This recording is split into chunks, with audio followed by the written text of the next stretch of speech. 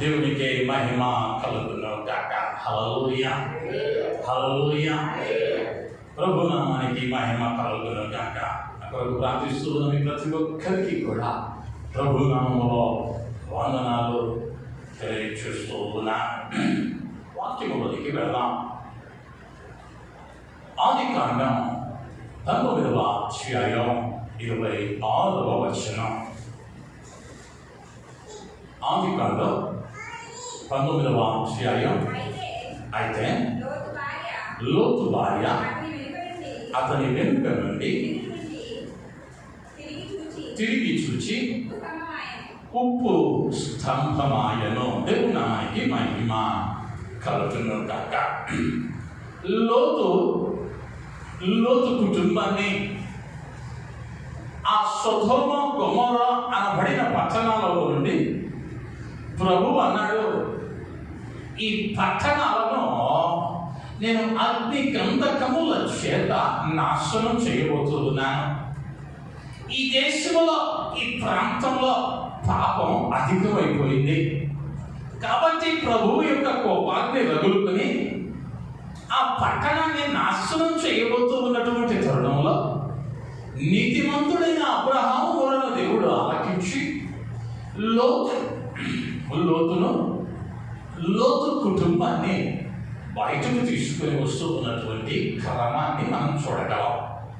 అయితే ప్రభు అన్నాడు, లోతు, నీవును నీ కుటుంబమును ఇప్పుడు ముందుకు వెళుతూ ఉన్నారో, ఈ పాపపు పట్టణాన్ని విడిచి వెళ్తా ఉన్నారో, అయితే ఈ పట్టణం విడిచి నీవు వెళుతూ ఉన్నటువంటి సందర్భంలో నీ వ్యక్తి పరిస్థితుల్లో కూడా వెనకకు తిరిగి చూడకూడదు అని ఒక ఆజ్ఞను పెట్టాడు ప్రభు. అయితే లోతు యొక్క కుటుంబం బయలుదేరింది. దేవదూతల వారిని తీసుకొని బయటకు వచ్చారు. అయితే లోతు భార్య ఏం చేసిందయ్యా అంటే, ఆయన వెనక వైపు నుండి తిరిగి ఆ సొదొమ పట్టణాలను చూసింది. ఎప్పుడైతే చూసిందో ఉప్పు స్తంభముగా మారిపోయింది. అంటే ఇప్పుడు ఆ వెనక ఏం జరుగుతుందో చూడాలి అంటే ఇప్పుడు అక్కడ ఆగవలసిన అవసరం ఏర్పడింది. విశ్వాస ప్రయాణంలో ఏమైంది అంటే దేవుడేమో ముందుకు సాగిపోమంటే లోతు భార్య ఆగి వెనకకు చూస్తా ఉంది. ఎప్పుడైతే చూసిందో, ఎప్పుడైతే ఆగిందో ఆత్మీయ జీవితంలో చచ్చిపోయింది. ఉప్పు స్తంభముగా మారింది. జీవము లేనటువంటి ఒక శిలగా అయిపోయింది. ఇక దానిలో చలనం లేదు, శ్వాస నిశ్వాసాలు లేవో, తన ముందు ఏమి జరుగుతూ ఉన్నదో చూడలేనటువంటి దౌర్భాగ్యమైన స్థితిలోనికి లోతు భార్య నెట్టబడింది. అనేక పర్యాయాలు మన ఆత్మీయ జీవితాలలో కూడా మనల్ని పిలిచిన దేవుడు నమ్మదగిన వాడు, సజీవుడు, నిత్యము నీతో ఉంటానన్నటువంటి వాడు, నమ్మదగిన దేవుని మాటలను మనం పక్కన పెట్టి మన ఆత్మీయ ప్రయాణంలో ఆగిపోతూ, లేకపోతే అలసిపోతూ వ్యర్థమైనటువంటి సమస్యలను మనమే మన కుటుంబాలలో, మన జీవితాలలో కొని తెచ్చుకుంటూ ఉన్నాం. ఏ సమస్య అయినా పెద్దలంటారు, చర్యకు ప్రతి చర్య సహజంగా ఉంటుంది. అదే రీతిగా ఆత్మీయ జీవితంలో దేవుడు నీకు ఇచ్చిన అభయం ఏమిటయ్యా అంటే, నేను నీతో కూడా ఉన్నవాడను, నా సన్నిధి నీకు తోడుగా వస్తుంది, నీకు ముదిమి వచ్చేంత వరకు ఎత్తుకొని ముద్దాడేవాడు నేను, నీ కాలు జారి పడకుండానట్లు నా అరచేతులలో నేను నిన్ను పట్టుకొని ఉన్నాను, నీవు తల్లి గర్భంలో రూపింపబడక మునిపే నిన్ను పేరు పెట్టి ఎరిగిన వాడనా. ఎన్ని తెలుసు మనకే, ఎన్ని తెలుసు. కానీ ఆత్మీయ జీవితంలో ఏమవుతామయ్యా కొన్ని పర్యాయాలు అంటే, ఒక చిన్న సమస్య కుటుంబాన్ని తాకిన వెంటనే, లేదా మనం అనుకున్న కార్యం ఒకటి సకాలంలో జరగకపోయేసరికి ఇంకేం ప్రార్థన చేస్తాంలే, ప్రార్థనలో ఆగిపోతూ ఉన్నాం.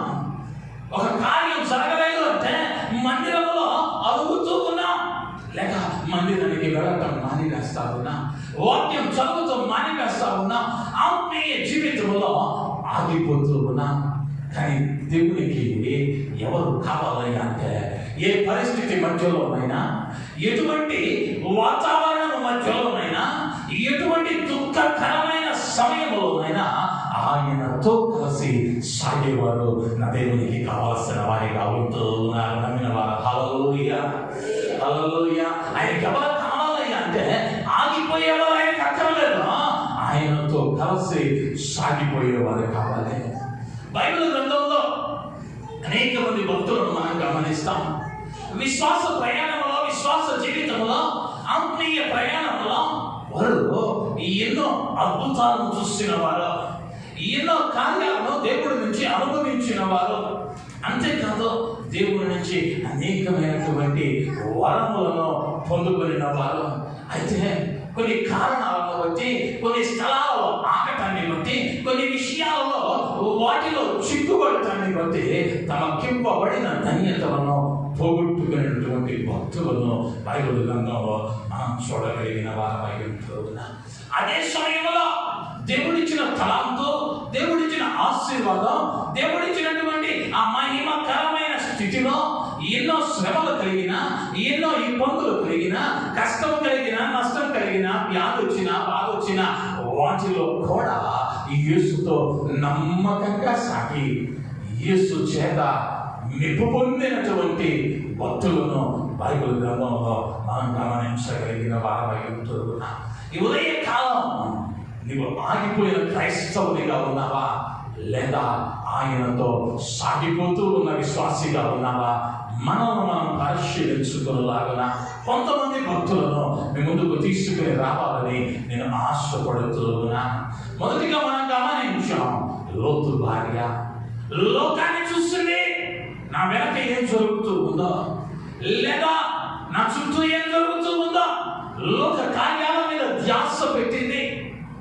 అవసరము లేని దేవుడు వద్దన్నటువంటి కార్యాల వైపు ఎప్పుడైతే తన దృష్టి మరల్చిందో చచ్చిన స్థితిలోనికి వెళ్ళింది లోతు యొక్క భార్య. దేవుడు కొన్ని కార్యాలను పరిశుద్ధ గ్రంథంలో స్పష్టంగా చెప్పాడు. కొన్ని స్థలాలలో ఉండొద్దన్నాడు, కొన్ని మాటలు పలకొద్దన్నాడు, కొన్ని కార్యాలను చూడొద్దన్నాడు. ఆయన చెప్పాడంటే ఇక దానికి ప్రత్యామ్నాయ మార్గం మరి ఒకటి లేదు. అయితే నీ ఆత్మీయ జీవితంలో నేను ప్రార్థనాపరుడినే, అవి చూసినా నాకేం కాదు, అక్కడికి వెళ్ళినా నేను పరిశుద్ధంగా ఉండగలను అని నిన్ను నీవు మోసం చేసుకుంటూ లోతు భార్య వలె చచ్చిన స్థితిలో నీకు పడిపోతూ ఉన్నావేమో, లేదా లోక సంబంధమైన కార్యాల వైపు నీ మనస్సును మరల్చి లోక సంబంధమైన కార్యాల మీద మనస్సు ఉంచి ఆ దైవికమైన ఆశీర్వాదాన్ని పొగొట్టుకుంటూ ఉన్నావేమో ప్రశ్నించుకునవలసిన వారమై ఉంటూ ఉన్నా. మరి యొక్క వ్యక్తిని గమనిస్తే న్యాయాధిపతుల గ్రంథంలో 16వ అధ్యాయము 21వ వచనం. న్యాయాధిపతుల గ్రంథం 16వ అధ్యాయం 21వ వచనం. అప్పుడు ఫిలిష్తీయులు అతనిని పట్టుకొని అతని కన్నులను ఊడదీసి గాజాకు అతనిని తీసుకుని వచ్చి ఇత్తడి సంకెళ్ళ చేత అతనిని బంధించి దేవునానికి మహిమ కలుగుతున్నట్ట. హల్లెలూయా. ఎవరినయ్యా అన్నది మనమందరం ఎరిగిన వారం. సంసోను అనబడినటువంటి బలాఢ్యుడు. కానీ ఇప్పుడు ఏమయ్యాడయ్యా అంటే గాజాకు తీసుకొచ్చేసారు, కళ్ళు పీకేసి దాగోని దేవత గుడిలో కూర్చొని పెట్టారు, తిరగలు రాయించాడు, తిరగలు విసురుకుంటూ ఉన్నాడు. ఈ సంసోను అనబడిన వ్యక్తికి దేవుడు తనను పిలిచిన దినాన, తనను ఏర్పరచుకున్న దినాన తన తల్లితో చెప్పాడు, ఇతడు ఇశ్రాయేలు జనాంగాన్ని కాపాడటానికి నేను ఏర్పరచుకున్నటువంటి బలాఢ్యుడు, ఇతనికి క్షవరము చేయకూడదు, మంగలి కత్తి దీని నెత్తిన ఉండకూడదు. ఫిలిష్తీయుల చేతిలో నుండి ఇశ్రాయేలును కాపాడువాడు అని దేవుడు వాగ్దానం చేశాడు. ఆ మాటలలో సంసోను నిలవబడినంత సేపు సంసోను ఎలా ఉన్నాడయ్యా అంటే 1000 మంది ఫిలిష్తీయులు ఒక్కటిగా గుంపు కూడి సంసోను మీద పడితే ఒక్క గాడిద దవడ పక్ష దవడ ఎముకలు తీసుకొని ఆ 1000 మందిని కూడా కుప్పగా వేసినటువంటి బలాఢ్యుడు సంసోను. అంతేకాదు 300 నక్కలను పట్టుకొని వాటి తోకలను ముడివేసి వాటి మధ్య దివిటీలను వెలిగించి ఫిలిష్తీయుల పంట పొలాలను తగలబెట్టినటువంటి వాడు. ఎంతమంది వచ్చినా, ఎన్ని విధాలుగా వచ్చినా, ఎట్టి పన్నాలు పడినా సంసోనును జయించలేనటువంటి పరిస్థితి. అయితే తల్లి హెచ్చరించింది, నాయనా దేవుడు ఇక్కడ ఆగుతున్నాడురా నాయనా. మన సమాజంలో, మన సొంత వారిలో అనేక మంది స్త్రీలు ఉన్నారు, వారిలో ఎవరినైనా నీవు వివాహం చేసుకునవచ్చు కదా అని సంసోను తల్లి హెచ్చరిస్తుంది. దేవుడు అన్నాడు, అన్యులతో సాంగత్యం నీకు పనికిరాదు, వెలుగుకు చీకటితో పొద్దున్నే అని దేవుడు స్పష్టంగా చెప్పాడు. అన్యులతో సాంగత్యము చేయవద్దని దేవుడు చెబితే ఈ సంస్థను ఎక్కడ అడిగాడయ్యా అంటే అన్యురాలైనటువంటి దెలీలా దగ్గర ఆగిపోయాడు. దెలీలా మాయలో పడ్డాడు, ఆ బలహీనతలో చిక్కుకున్నాడు. తల్లి హెచ్చరించింది, దేవుడు ముందుగానే హెచ్చరించాడు, అయినా ఇప్పుడు ఏమవుతలేదయ్యా అంటే ఆ మాటలు చెవిన పడటంలా, ఆ మాటలకు మనస్సు మారటంలా ఇప్పుడు ఏమైపోయిందయ్యా అంటే నేను బలాఢ్యుడను, నా అంత బలం కలిగిన వాడా లేడు అనుకుంటా ఉన్నాడు. ఎందుకయ్యా అంటే ముందు జరిగినటువంటి కార్యాలను జ్ఞాపకం చేసుకుంటున్నాడు. ఒక్క గాడిద దవడ ఎముక దొరికితేనే 1000 మందిని గొప్పగా చేశానే, ఇప్పుడు జరిగినంత ఉంటే మాత్రం ఏమైంది, ఇంకో 1000 మందిని ఏకం అనుకుంటున్నాడు. కానీ ఎప్పుడైతే పాపంలో ఆగాడో, ఎప్పుడైతే ఆ ఆజ్ఞను అతిక్రమించాడో ఆ ఫలము సంసోనును వెళ్ళిపోయింది. ఎప్పుడైతే తన క్షవరము చేశాడో, తన తల మీద వెంట్రుకలు తొలిగాయో తనలోని ఫలము వెడలిపోయింది. కానీ సంసోను అనుకుంటా ఉన్నాడు, లేచి నా చూలు విదిలించి వారిని అంతమొందించదనుకున్నాడు. ఆయన వచ్చిన వాడు ఏం చేస్తాడు అంటే వీరిని బంధించి కళ్ళు పీకి వేశాడు. ఇప్పుడు గుడ్డివాడు అయిపోయాడు, తిరిగి రాయి విసురుకుంటున్నాడు. అనేక పర్యాయాల్లో నీవు నేను కూడా మా ప్రార్థన మమ్మల్ని కాపాడిద్దలే, మా వాక్య పఠనం మమ్మల్ని కాపాడిద్దలే, లేదా నా ఆత్మీయ జీవితం ద్వారా నేను బలంగా ఉన్నానులే, నాకేం కాదులే అని అనేకమైన పాపాలలో మ్రగిపోతూ ఉంటాం. ఆ పాపముల నుంచి బయటకు రావాలన్నా కొన్ని పర్యాయాల్లో వాక్యముని అడ్డు పెట్టుకుని లేదా వాక్యాన్ని మనకు అనుకూలంగా అన్వయించుకుని అక్కడ ఆగిపోతా ఉన్నాం. విశ్వాస ప్రయాణంలో దేవుడు ఏదైతే చేయొద్దన్నాడో, ఎక్కడైతే కూర్చోవద్దన్నాడో, ఏదైతే మాట్లాడొద్దన్నాడో ఆ మాటని నోట నుండి వచ్చిందా నీ విశ్వాస జీవితంలో ఆగిపోయిన వాడవే, లేదా విశ్వాస ప్రయాణంలో చచ్చిన వాడవే. దేవుడు అన్నాడు కీర్తనకారుడైన దావీదు ద్వారా 1వ కీర్తనలో, దుష్టుల ఆలోచన చొప్పున నడువక, పాపుల మార్గమున నిలువక, అపహాస్యులు కూర్చుంటే చోట కూర్చుందట. ఇప్పుడు సంసోను ఏం చేశాడయ్యా అంటే దేవునికి విధేయురాలైనటువంటి దెలీలా దగ్గరికి వెళ్ళాడు. ఆ మాయలో పడ్డాడు. ఆ మాయలో పడిన తరువాత అంతా మంచిగానే అనిపిస్తా ఉంది. నాకేం కాదులే, ఇంతకు ముందు గాడి దవడ ఎముకతో కొట్టినాడే, 300 నక్కలు పట్టుకున్నాడే, 10 మంది ఫిలిష్తీయులు వస్తే పట్టలేనా అని తన బలాన్ని నమ్ముకున్నాడు. తన దేవుడిని విడిచిపెట్టాడు. దేవునితో నడవటం ఆగిపోయింది. అనేక పర్యాయాలు మన జీవితాలలో కూడా మనకున్న ధనాన్ని బట్టో, మనకున్న బలాన్ని బట్టో, మనకున్న బలగాన్ని బట్టో సమస్యలో, ఇబ్బందిలో, కష్టంలో, వ్యాధిలో, బాధలో నాకు తెలుసులే, మేము వెళ్ళగలమలే అని ప్రార్థనలో ఆగిపోతాం. ప్రభు పేరట హెచ్చరిస్తూ ఉన్నాను. సంసోను ఆగిపోయాడు. దేవుడే ఇచ్చాడు బలం, కానీ ఆయనకు ఇవ్వటం తెలుసా, తీసుకోవటం తెలుసా? ఆయనతో సాగినంత కాలం ఆయన హస్తం నీకు తోడుగా ఉంటుంది.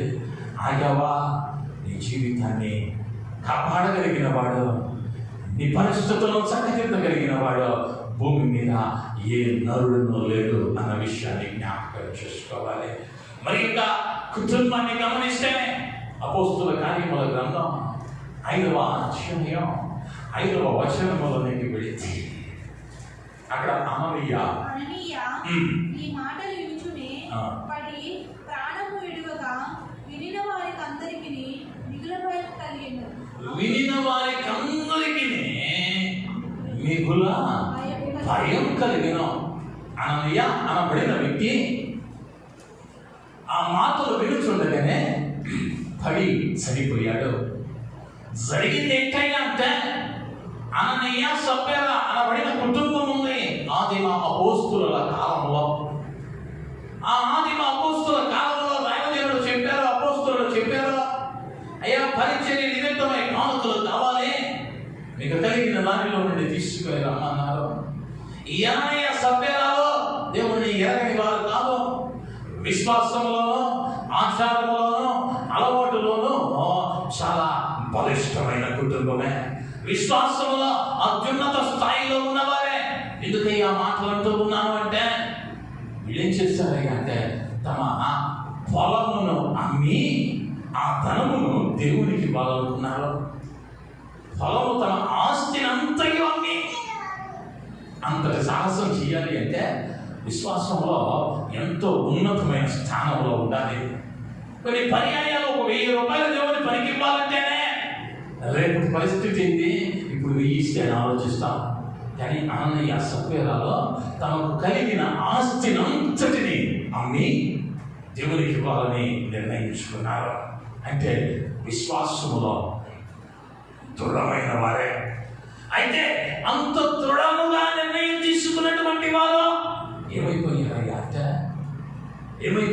అంటే ఆ 1వ వచనంలోనికి వస్తే అమ్మిన దానిలో కొంత దాచుకున్నాడు. దేవునితో నిబంధన చేసుకున్నాడు. అయ్యా నా పొలం అమ్ముతున్నాను, వచ్చిన ధనాన్ని అపోస్తుల పాదాల దగ్గర పెడతానయ్యా అని ఒక తీర్మానం చేసుకున్నాడు దేవునితో. తీర్మానం చేసుకున్నప్పుడు భక్తి బాగానే ఉంది. ఈ ధనం చేతికి వచ్చిన తర్వాత దేవుని దగ్గరకు తీసుకెళ్ళేటువంటి క్రమంలో ఆగుతూ ఉన్నాడు. ఆగి దానిలో కొంత దాచుకుంటూ ఉన్నాడు. ఎప్పుడైతే కొంత దాచుకున్నాడో అక్కడే పడి చచ్చిపోయాడు. కొన్ని పర్యాయాలు నీవైనా నేనైనా దేవునితో కొన్ని తీర్మానాలు చేసుకుంటా. దేవుని కొరకు వాక్యము వినినప్పుడు లేదా దేవుని దాసుల ద్వారా మాటలను వింటూ ఉన్నప్పుడు కొన్ని నిర్ణయాలను తీసుకుంటాం. ఆ నిర్ణయాలు తీసుకున్నప్పుడు నిర్ణయం బాగానే ఉంటుంది, కానీ అది కార్యరూపం దాలుస్తున్న క్రమంలో మనకేం గుర్తొస్తాయి అంటే రేపటి దినం గుర్తొస్తుంది. 10 ఏళ్ల తర్వాత ఎలా ఉండాలో గుర్తొస్తుంది. 25 ఏళ్ల తర్వాత పిల్లలకి ఎలా పెళ్లి చేయాలో గుర్తొస్తాయి. ఇప్పుడు ఏం చేస్తామని అంటే నిర్ణయంలో మార్పు, ఆ నిర్ణయంలో ఆగిపోతా ఉంటాం. ఆగిపోవటం వలన దేవునికి ఇచ్చేటువంటి క్రమంలో, దేవుని కొరకు ఇచ్చేటువంటి క్రమంలో అననీయ ఆగాడు, ఆలోచించాడు, కొంత తీసుకున్నాడు, అక్కడే పడి చనిపోయాడు. ఆ విషయం ఎరుగక సొంతగా కూడా వెళ్తా ఉన్నాయి. అంతే చెబుతా ఉంది. ఆమె కూడా మరణించినట్లుగా మనం చూడగలగలుగుతున్నా. నీ జీవితంలో ఆగిపోతే ఏమవుతుందన్నావయ్యా అంటే జీవము లేని వాడిగా మారుతా ఉన్నా. లోతు భార్య వలే బలాఢ్యుడవే ఆగావా? నిస్సహాయ స్థితిలోనికి వెళ్ళిపోతూ ఉన్నా. నీకు సహాయం చేయగలిగిన వాడు లేడు. ఆగావా? దేవునికి ఇవ్వటంలో నీ ఆత్మీయ జీవితంలో చచ్చిన స్థితిలోనికి వెళ్ళే ప్రమాదం ఉంటూ ఉన్నది. మరి ఒక వ్యక్తి గమనిస్తే 1 రాజుల గ్రంథంలో 11వ అధ్యాయము మొదటి 8 వచనాలలో మొదటి వచనాన్ని గమనిస్తే 1 రాజుల గ్రంథం 11వ అధ్యాయం మొదటి 8 వచనాలలోని మొదటి వచనం. మోయాబీలు, ఎదోమీలు, అమ్మోనీలు, సీదోనీలు, హిత్తీయులు, అనుజనులు మీ హృదయములను తమ దేవతల తట్టు త్రిప్పుదురు కనుక వారితో సహవాసము చేయకూడదని వారిని నీతో సహవాసము చేయనీయకూడదని యెహోవా ఇశ్రాయేలీయులకు సెలవిచ్చి ఉన్నాడు. దేవునికి మహిమ కలుగును గాక. హల్లెలూయా. మోయాబీలు, ఎదోమీయులు, అమ్మోనీయులు, సీదోనీయులు, హిత్తీయులు అనబడిన వారితో నువ్వు సహవాసం చేయకూడదు, నీతో వారు సహవాసం చేయకూడదు అని యెహోవా సెలవిచ్చాడు ఇశ్రాయేలు జనాంగానికి. ఎందుకు చేయొద్దన్నాడు ఈ ఆంగ్లతో సహవాసము అంటే, వారు మీ హృదయాలను తమ అన్య దేవతల వైపు మరల్చుదురు. కాబట్టి వద్దయ్యా, ఈ పని మీకు వద్దు అని ఇశ్రాయేలు జనాంగానికి దేవుడు సెలవిచ్చాడు. అయితే ఈ భాగంలో ఎవరిని గురించి మాట్లాడుతూ ఉన్నాడయ్యా అంటే, దావీదు కుమారుడైనటువంటి సొలొమోను గురించి. ఈ సొలొమోను మహారాజు తన బాల్యంలో రాజ్యాన్ని పరిపాలించడానికి వచ్చిన వెంటనే ప్రభువుని అడుగుతూ ఉన్నాడు, అయ్యా నేను బాలుడును, పరిపాలించుటకు తగిన జ్ఞానం నాకు లేదు, నీతి న్యాయములతో నీ ప్రజలను పరిపాలించున్నట్లు నీ జ్ఞానాన్ని నాకు దయచేయమంటే, దేవుడు ప్రార్థన ఆలకించి, నీవు ఐశ్వర్యమును ఘనతయు అడగక జ్ఞానం అడిగావు కాబట్టి నీకు జ్ఞానమును ఘనతయు ఐశ్వర్యమును నేను ఇచ్చుతున్నానని దేవుడు తన ప్రార్థనకు వెంటనే బోధించాడు. గొప్ప ప్రార్థనాపరుడు సొలొమోను. అంతేకాదు, యెరూషలేము దేవాలయాన్ని కట్టేటువంటి బాధ్యతను సొలొమోనుకు దేవుడు ఇచ్చాడు. మహిమకరమైన మందిరాన్ని కట్టాడు. మొదటి ఆరాధనలోనే సొలొమోను ఆరాధించుచూ ఉండగా దేవుని సన్నిధి మందిరం మీదకి దిగి వచ్చింది. యాజకులు ఆ స్థలంలో నిలవబడలేకపోయారు. అంటే సొలొమోను ఆరాధనలో పరిశుద్ధ దేవుడు వారి మధ్య నిలవబడ్డాడు, వారి మధ్య సంచరించాడు. అంతటి ఆరాధన యోధుడు, ఇంతటి భక్తి కలిగిన సొలొమోను దేవుడు ఆగుద్దన్న చోట ఆగాడు.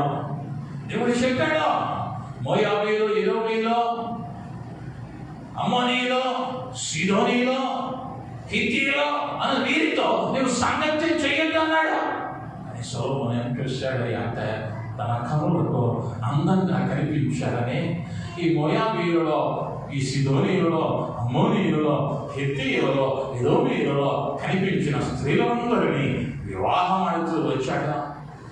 దేవుడు వద్దన్నాడు, కానీ నేను జ్ఞానం కలిగిన వాడిని కదా, నేను ఐశ్వర్యం కలిగిన వాడిని కదా, ఎంతమందినైనా పోషించగలను, ఎంతమందికైనా తీర్పు చెప్పగలను. నేను ప్రార్థిస్తే ప్రభువే ఆలకిస్తాడు, ఆయనే దిగి వస్తాడు నా స్తుతుల మీదకి అన్నటువంటి సొలొమోను ఇప్పుడు ఎక్కడ ఆగాడయ్యా అంటే, అన్య స్త్రీల దగ్గర ఆగాడు. 7వ వచనంలోకి వచ్చేసరికి ఏం చేస్తా ఉన్నాడయ్యా అంటే, వారి కొరకు, అన్య దేవతల కొరకు బలులు అర్పించేటువంటి క్రమాన్ని చేస్తా ఉన్నాడు.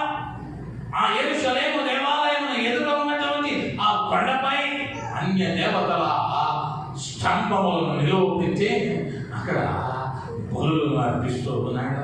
ఇప్పుడు చూస్తూ ఉన్న దేవుడు ఏం చేశాడయ్యా అంటే, 11వ వచనంలోనికి వచ్చేసరికి సెలవిచ్చినదేమనగా, నేను నీతో చేసిన నా నిబంధనను కట్టడలను నీవు ఆచరింపకపోవుట నేను కనుగొనుచున్నాను.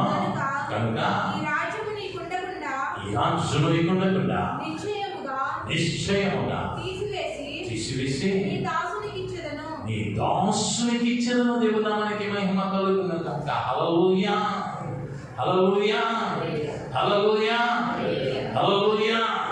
దేవుడు అంటా ఉన్నాడు, నీ రాజ్యము నీ యొద్ద నుండి తీసివేసి నీ దాసునికి ఇచ్చేదను. కారణం ఏమిటయ్యా అంటే, నేను పెట్టిన ఒడంబడిక, నేను ఇచ్చిన ఆజ్ఞ నీవు పాటించకుండా ఆగిపోయావు. నువ్వు ప్రార్థన పడలే, నీ దైవారాధన యోగ్యుడు, అయినా నువ్వేమయ్యావయ్యా ఇప్పుడు అంటే ఆగిపోయావు. ఆ రాజ్యం ఎవరికి ఇస్తానన్నాడయ్యా అంటే నిన్నటి వరకు నీకు దాసునిగా ఉన్నవాడు నీ మీద ఇప్పుడు ఏమవుతూ ఉన్నాడయ్యా అంటే యజమానుడు అవుతా ఉన్నాడు. నిన్నటి వరకు నీ దగ్గర పనిచేసిన వాడు నీ మీద పెత్తనం చేయబోతూ ఉన్నాడు. ఎక్కడ తెలుగుదా సొలొమోనుకు రాజ్యము తీసివేయబడింది. ఆగిపోయావా ఆత్మీయ జీవితంలో? ప్రమాదం. ఆత్మీయ జీవితంలో వారు ఎట్టన్నారని మీరు ఎట్టన్నారని, లేదా భాషను పట్టించుకోలేదని, లేదా దేవుడి కార్యం ఇంకా చేయలేదని, ఆలస్యం అవుతుందని, ఆశతో కనిపెట్టిన కార్యాలు జరగడం లేదని విశ్వాసంలో ఆగిపోతున్నాడేమో. జాగ్రత్త, జాగ్రత్త. ప్రమాదము నీ గుమ్మముల యొక్క పొంచి ఉంటూ ఉన్నది. అయితే దేవుడు అంటా ఉన్నాడు, నీవు ఆగవద్దు. సాగిపోయేవారివిగా ఉంటే, నాతో కలిసి నడిచేవారివిగా ఉంటే నిన్ను విడైన దీవెనలతో ఆశీర్వదిస్తాను. ఆకాశవాక్యాలను నింపుతాను. పట్టజాలంత విస్తారమైన దీవెనల చేత నిన్ను తృప్తిపరుస్తానని ఆయన అభయం ఇచ్చిన దేవునిగా ఉంటూ ఉన్నాడు. ఇంతవరకు ఆగిపోయి భ్రష్టులైనటువంటి భక్తులను చూశాం.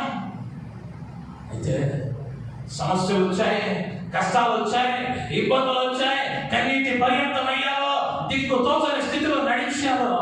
కానీ వారు అటు ఇటు చూడక ఆయనతో కలిసి సాగి అద్భుత సాక్ష్యాలను పొందినటువంటి భక్తులను గమనిస్తే ఆది కాండంలోనికి వస్తే 22వ అధ్యాయంలో 1 నుండి 17 వచనాలలో ఒక చక్కని వృత్తాంతాన్ని మనం గమనిస్తాం. 22వ అధ్యాయం ఆది కాండం 1వ వచనాలను గమనిస్తే సంగతులు జరిగిన తర్వాత దేవుడు అబ్రహామును పరిశోధించెను. ఎట్లనగా ఆయన అబ్రహామా అని పిలువగా అతడు చిత్తము ప్రభువా అనెను. అప్పుడు ఆయన నీకు ఒక్కడై ఉన్న నీ కుమారుని అనగా నీవు ప్రేమించి ఇస్సాకును తీసుకొని మోరియా దేశమునకు వెళ్ళి అక్కడ నేను నీతో చెప్పబోవు పర్వతములలో ఒకదాని మీద దహన బలిగా అతనిని అర్పించమని చెప్పాను. దేవుని నామానికి మహిమ కలుగుతుందట. హల్లెలూయా. అబ్రహాము గారి గురించి మనందరికీ తెలుసు. విశ్వాసులకు తండ్రి అని పిలువబడ్డాడు. దేవుని కొరకు ఎంతో వైరాగ్యంగా సాగినవాడు. అన్యుల కుటుంబంలో జన్మించిన, విగ్రహాలు అమ్మేటువంటి వృత్తిలో నుండి వచ్చిన, దేవుడు పిలిచిన వెంటనే ఎక్కడికి వెళుతూ ఉన్నాడో కూడా తెలియకుండా దేవునితో కలిసి నడిచిన వాడు. సంతానం లేదో 75 ఏళ్ల వయసులో దేవుడు ప్రమాణం చేశాడు, నీకు సాధ్యమైతే ఆకాశ నక్షత్రాలను లెక్కించు, నీ సంతానాన్ని అంతగా విస్తరిస్తానన్నాడు. అయితే ఆ వాగ్దానం తన 100వ ఏట నెరవేరింది. ఒకగానొక కుమారుడు ఇస్సాకును దేవుడు ఇచ్చాడు. ఆ ఇచ్చిన కుమారుడిని ఇప్పుడు అడుగుతా ఉన్నాడు. 12 ఏళ్ల వయస్సు వాడయ్యాడు ఇస్సాకు. 12 ఏళ్ళు అయిన తరువాత 112వ ఏట అబ్రహాము 112వ ఏట దేవుడు అడుగుతూ ఉన్నాడు, అబ్రహామా, నీకు ఒకగానొక కుమారుడైన ఇస్సాకును నాకు దహన బలిగా అర్పించు, నాకు దహన బలిగా అర్పించు. 99 ఏళ్ల వయస్సులోనే దేవుని దూత వచ్చి, మీదటికి ఈ సంవత్సరమున నీ భార్య అయిన శారా గర్భము ధరిస్తుంది, ఒక కుమారుని కనింది అని అంటే శారమ్మ నవ్వింది. ఎప్పుడయ్యా అంటే 99 ఏళ్ల వయస్సులో. అప్పుడే నవ్విందంటే ఇప్పుడు పగలబడిన వాళ్ళే. ఎందుకయ్యా అంటే 99లోనే జరిగిన కార్యం ఇప్పుడు 112లో నీకు సంతానం కలిగిందంటే అవకాశమే లేదు. అయినా అబ్రహాము తన కుమారుడిని తీసుకున్నాడు, కట్టెలు కొట్టుకున్నాడు, కట్టెలను తీసుకుని వెళతా ఉన్నాడు. కొంత దూరం వెళ్ళిన తరువాత తన పరివారిని అక్కడ లోపించి తన కుమారుడిని తీసుకుని నిప్పు, కట్టెలు కుమారుడు తీసుకుని వెళతా ఉన్నాడు. దేవుడు చూపించిన పర్వతం మీదికి వెళుతూ ఉన్న క్రమంలో కుమారుడు అడుగుతా ఉన్నాడు, తండ్రి, బలి అర్పించడానికి కట్టెలు ఉన్నాయి, నిప్పు ఉంది, వధించడానికి గొర్రెపిల్ల ఎక్కడా? వధించడానికి గొర్రెపిల్ల ఎక్కడా? ఇప్పుడు అబ్రహాం చెప్పాలి అంటే, నాయన నీవే ఆ గొర్రెపిల్ల అని చెప్పాలి, నీవే ఆ గొర్రెపిల్ల అని చెప్పాలి. కానీ అబ్రహాముకు తెలుసు దేవుడు ఆయన ఇచ్చిన మాటలు తప్పడానికి ఆయన మాత్రుడు కాదు అన్న విషయాన్ని ఎరిగిన అబ్రహాము యెహోవాయే చూసుకొనును అన్నాడు. ప్రయాణం ముందుకు సాగింది. కొండపైకి వెళ్ళాడు. బలిపీఠాన్ని సిద్ధం చేశాడు. తన ఒక్కగానొక్క కుమారుడిని బలిపీఠం మీద పండబెట్టి తన చేతిలో ఉన్నటువంటి ఖడ్గాన్ని ఆకాశం వైపు ఎత్తుతూ ఉన్నాడు. ఒక్క క్షణం ఆలస్యమైతే ఇస్సాకు రెండుగా విభాజించబడేవాడు. అయితే దేవుడు మాట్లాడుతూ ఉన్నాడు, అబ్రహామా ఆగు. అబ్రహాం ఏం చేశాడయ్యా అంటే, దేవుడు ఎంతటి పరీక్షలు పెట్టినా, దేవుడు ఎంతటి శోధన గుండా తీసుకుని వెళ్ళినా అబ్రహాం ఏమయ్యాడయ్యా అంటే, అయ్యా ఇవ్వకివ్వకిచ్చావు, మళ్ళా నువ్వు తీసుకుంటే అయ్యా ఈ ఒక్క నెలలో క్షమించయ్యా అని ప్రార్థిస్తే ప్రభు హృదయం కలిగి ఉండేదేమో. కానీ అబ్రహాంకి ఏం తెలుసు అయ్యా అంటే, ఆయన ప్రతి మాటకి లోపడటం మాత్రమే తెలుసు, ఆయన ప్రతి మాటను పాటించడమే తెలుసు. కాబట్టి ఆ బహుభయంకరమైనటువంటి ఆ పరీక్షలు కూడా అబ్రహాము ఆగలేదు, సాగిపోయాడు దేవునితో కలిస్తే. ఆయనే చూసుకుంటాడు.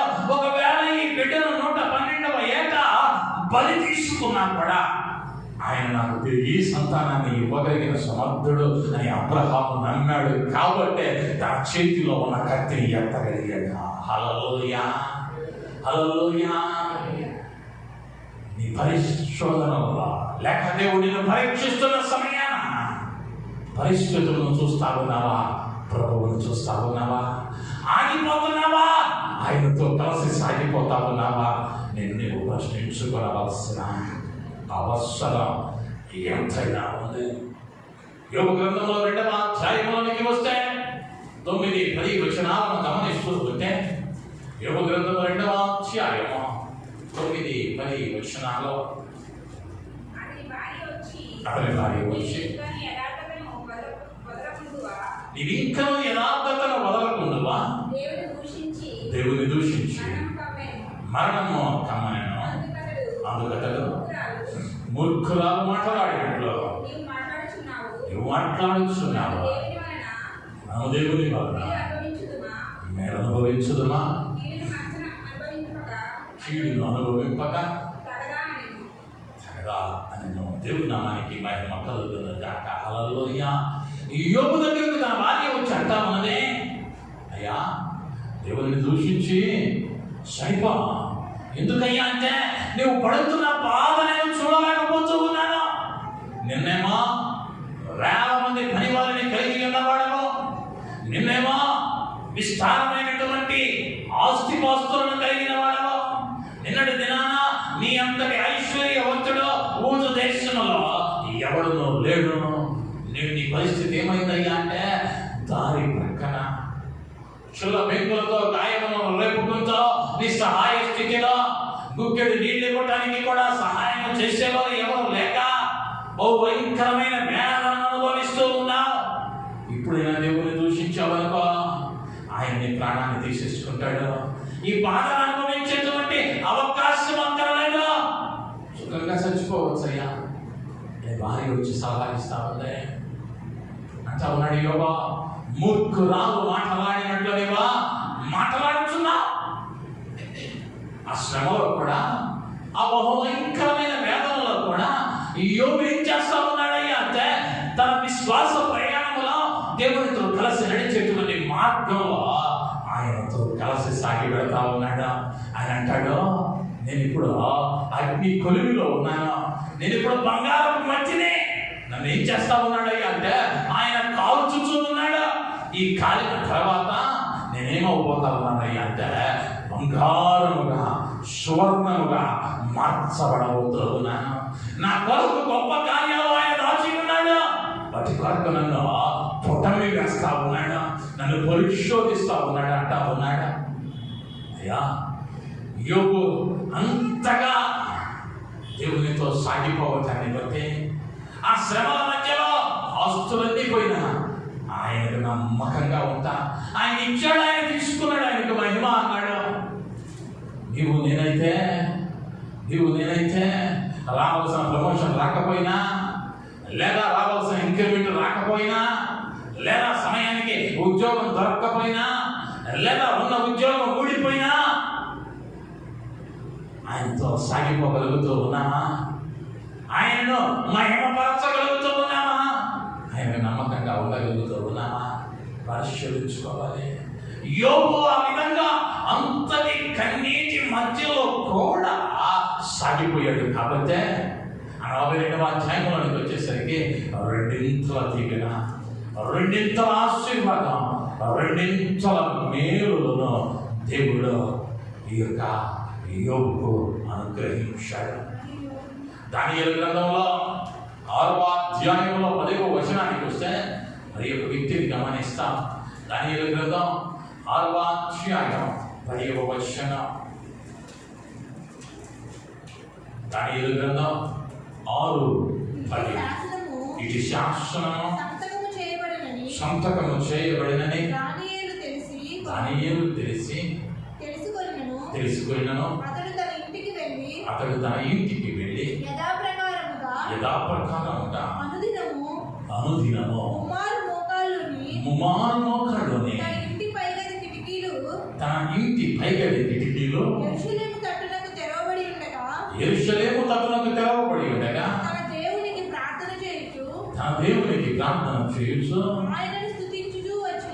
ఆయనను స్తుతించుచూ వచ్చిన దేవునామానికి మహిమ కలుగునగాక. హల్లెలూయా. దానియేలు ఆపాలని, దానియేలు ప్రార్థనను ఆపాలని తన మిత్రులు, తన సహచరులు పన్నాగం పన్ని రాజు దగ్గర ఒక శాస్త్రం రూపిస్తూ ఉన్నారు. ఎవరైనానో రాజుకు తప్ప మరి ఎవరికైనా ప్రార్థన చేస్తే వారిని సింహాసనంలో వేస్తామని ఒక చట్టం రూపింపబడింది. ఆ చట్టం రూపింపబడిన దానియేలు ఎదిగి ఉండి కూడా దానియేలు ఏం చేస్తా ఉన్నాడయ్యా అంటే తన వాడుకు చొప్పున లేదా యథావిధిగా యెరూషలేము తట్టు తన ఇంటి కిటికీలను తెరచి ముమ్మారు ప్రార్థన చేస్తా ఉన్నాడు. శాస్త్రం ఒకటి ఉంది. ఏమయ్యా అంటే ప్రాణాలు పోతాయి సింహాసనంలో వేస్తే, కానీ దానియేలు ఏం చేస్తా ఉన్నాడయ్యా అంటే ఆగటంలా ప్రాణాలు పోయినా పర్వాలేదు, ప్రార్థన మాత్రం ఆపన. ప్రాణాలు పోయినా పర్వాలేదు, ప్రార్థన మాత్రం ఆపన. కొన్ని పర్యాయాల్లో మన ఆత్మీయ జీవితంలో ఏదైనా ఒక మేలు జరుగుతుందంటే, లేదా ఒక 100 రూపాయల ఆదాయం వస్తా ఉందంటే ఆరాధన ఎందుకు లేకపోతే ఇంట్లో కూర్చొని ప్రార్థన చేసుకుంటే చాలే, ఇంట్లో కూర్చొని ప్రార్థన చేసుకుంటే చాలే. నేను ఎప్పుడు ఒక సాక్ష్యాన్ని చెబుతా ఉంటాను. షావులు తీసేటదని బెంగళూరు పట్టణంలో ఉంది. ఆ పట్టణంలో ఒక కుర్రవాడు వివాహమైంది, చిన్న బిడ్డలు 2 ఉన్నారు, ఉద్యోగానికి వెళతా ఉన్నాడు. ఒక గొప్ప కంపెనీలో యజమానుడి దగ్గర ఆ యజమానుడికి డ్రైవర్గా పనిచేస్తా ఉన్నాడు. ఒక ఆదివారం డ్రైవర్గా పనిచేస్తూ ఉన్న ఈ వ్యక్తిని తన యజమానుడు అన్నాడు, అయ్యా రేపు ఆదివారం రాబోయే ఇంటికి అన్నాడు. అప్పుడే రక్షించబడ్డాడు యవనస్తుడు. ఆదివారం పరిశుద్ధ దినం, మరి యొక్క దానికి దేవుడు వెచ్చించొద్దు అన్నాడు. కాబట్టి నేను ఎవరు అనుకున్నాడు, యజమానుడితో చెప్పాడు, అయ్యా ఆదివారం మందిరానికి వెళ్ళాలి, దేవునితో గడపాలి, నా వల్ల కాదయ్యా అన్నాడు. యజమానుడు అన్నాడు, నువ్వు రాకపోతే నీ ఉద్యోగం తీసేస్తా అన్నాడు. ఇంటికి వెళ్ళాడు, భార్యతో చెప్పాడు. భార్య అంటే అయ్యా ఉదయం కాకపోతే సాయంత్రం ఎక్కడైనా ఈవినింగ్ సర్వీస్ జరిగితేలే అక్కడికి వెళ్ళవచ్చులయ్యా, ఉద్యోగానికి వెళ్ళి అన్నాడు. కానీ మనసు అంగీకరించడం వల్ల వెళ్ళాలి ఉద్యోగానికి. మరుసటి దినం వెళ్ళాడు. తన ఉద్యోగం నుంచి తీసేసినట్లుగా కాగితం ఇచ్చారు. యజమానికి కోపం వచ్చింది, ఉద్యోగం నుంచి తీసేసాడు. ఇంటికి వచ్చాడు, ప్రార్థన చేస్తా ఉన్నాడు. అయ్యా నీ కొరకే కదయ్యా, నీతో గడపడానికే కదయ్యా ఉద్యోగానికి వెళ్ళలేదు, ఇప్పుడేమో ఉద్యోగం పోయింది, నన్ను ఏం చేయమంటావు అని ప్రార్థన చేస్తా ఉన్నాడు. ఉద్యోగ ప్రయత్నాల్లో ఉన్నాడు. 1 మాసం అయింది, 2 మాసాలు అయింది, ఉద్యోగం దొరకలా. ఇక ఇంతలో బంధువులు అయిన వారు చుట్టుపక్కల వారు అంటా ఉన్నారు, బుద్ధిలేనుడివి కాకపోతే ఒక్క పూట మందిరానికి వెళ్ళకపోతే ఏమైంది, కమ్మని ఉద్యోగం పోగొట్టుకున్నా, ఒక్క పూట మందిరానికి మానేస్తే ఏమైంది అన్నారు. వేదన కలిగిస్తా ఉంది. చుట్టుప్రక్కల వారి మాటలో కృంగతీస్తా ఉన్నాయి. దేవుని పాదాల సరిగ్గా గెలుపుతూ ఉన్నాడు. ఏమి ఆలోచన దొరకడం లేదు. కానీ దేవుడు ఒక ఆలోచన ఇచ్చాడు. ఒక చక్కని ట్రీ సెంటర్ను ప్రారంభించేటువంటి ఆలోచన. అయితే ఈ వ్యక్తికి అప్పటి వరకు ఇంటిలో తనకిచ్చిన టీ కప్పును కూడా కడగడం తెలియదు. ఇప్పుడు టీ సెంటర్ ఓపెన్ చేశాడు. వస్తా ఉన్నారు. ఆ సాఫ్ట్వేర్ కంపెనీ ప్రాంతంలో పెట్టాడు. జనాలు వస్తా ఉన్నారు. టీ తయారు చేసి ఇస్తా ఉన్నాడు. నిన్నటి వరకు అలవాటు లేదో అలవర్చుకున్నాడు. గత కొన్ని సంవత్సరాల క్రితం బెంగళూరు పట్టణంలో మీడియాలన్నీ ఆయన కవర్ చేశాయి. కారణం ఏమిటి అంటే ఆ టీ సెంటర్లో 120 రకాల టీలను పెడతారు. 120 రకాల టీలను ఆ టీ సెంటర్లో పెడతారు. ఇప్పుడు ఏమయ్యాడు అంటే ఒక రోజు ఆగిపోతే 10,000 రూపాయలు పనిచేసేటువంటి వ్యక్తి ఈరోజు ఎంతగా హెచ్చింపబడ్డాడయ్యా అంటే బెంగళూరు పట్టణంలోనే అత్యంత ఐశ్వర్యవంతులని చెప్పబడినటువంటి మొదటి 10 మందిలో ఆ వ్యక్తి ఒకనిగా నిలవబడ్డాడు. నిన్నటి దిన 10,000 రూపాయల చేతగాడు. ఈరోజు భారతదేశంలోనే అన్ని మీడియాలు కవర్ చేయగలిగిన స్థాయికి ఆ వ్యక్తి హెచ్చింపబడ్డాడు. కారణం ఏంటి అంటే ఆ దేవునితో చేయబడిన నిబంధన అది మానవా, లేకపోతే ఆగిపోక సాగిపోయాడు. గొప్ప ఆశీర్వాదాన్ని పొందుతున్నాడు. దానియేలు సింహాల బోనులో వేస్తే చచ్చిపోతానని తెలుసు, కానీ తన ప్రార్థనను ఆపలేదు. నీ ఆత్మీయ జీవితంలో దేని కొరకైనా దేవునితో నీకున్న సంబంధాన్ని, దేవునితో నీకున్న సహవాసాన్ని, దేవునితో నీకున్న ప్రార్థన అనుభవాన్ని, వాక్యానుభవాన్ని ఆపుతున్నావేమో పతనము వైపున కొడదులు వేసుకోతున్నా. జాగ్రత్త. అందుకనే అపోస్తలుడైన పౌలు తిమోతికి రాస్తూ మొదటి తిమోతి పత్రిక 4వ అధ్యాయం 7వ వచనంలో చక్కని మాట అన్నాడు. మంచి పోరాటము పోరాడితేనే నా పరుగు కడముట్టించితేనే విశ్వాసమును కాపాడబడితేనే. నాకు ముందు ఉంచబడిన పరుగులో మంచి పోరాటం పోరాడి కడముట్టించా. ఎన్నో శోధనలు వచ్చాయి, ఎన్నో వేదనలు వచ్చాయి, ఎన్నో అవమానకరమైన పరిస్థితులు వచ్చాయి, ఎన్నో నిందలు అనుభవించాను. ఆఖరితో అలవటించాను. శత్రువుల చేతిలో పట్టబడ్డాను, హింసించబడ్డాను, దూషింపబడ్డాను, నిందింపబడ్డాను. అయినను